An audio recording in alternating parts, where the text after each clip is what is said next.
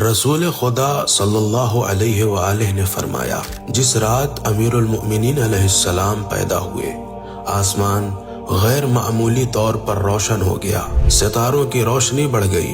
قریش اس منظر کو دیکھ کر حیران رہ گئے اور جوش و اضطراب کے ساتھ ایک دوسرے سے پوچھنے لگے، کیا آسمان میں کوئی نیا واقعہ پیش آ گیا ہے؟ اسی دوران ابو طالب اپنے گھر سے نکلے اور مکہ کے گلیوں اور بازاروں میں چلتے ہوئے پکارنے لگے، اے لوگوں، اللہ کی حجت تمام ہو گئی ہے، تمہیں خوشخبری ہو کہ اسی گھڑی اللہ کے اولیاء میں سے ایک ولی پیدا ہوا ہے، جس میں اللہ تعالیٰ تمام پسندیدہ صفات کو کامل فرمائے گا اور جس پر انبیاء کی وصایت کو ختم کرے گا۔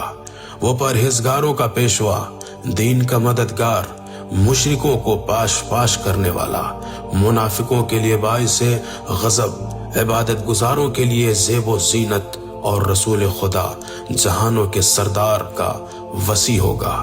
وہ ہدایت کا امام، فضیلت کا روشن ستارہ، تاریکیوں میں چراغ، شرک اور شبہات کو مٹانے والا ہے۔ وہ یقین کی جان اور دین کی اصل ہے۔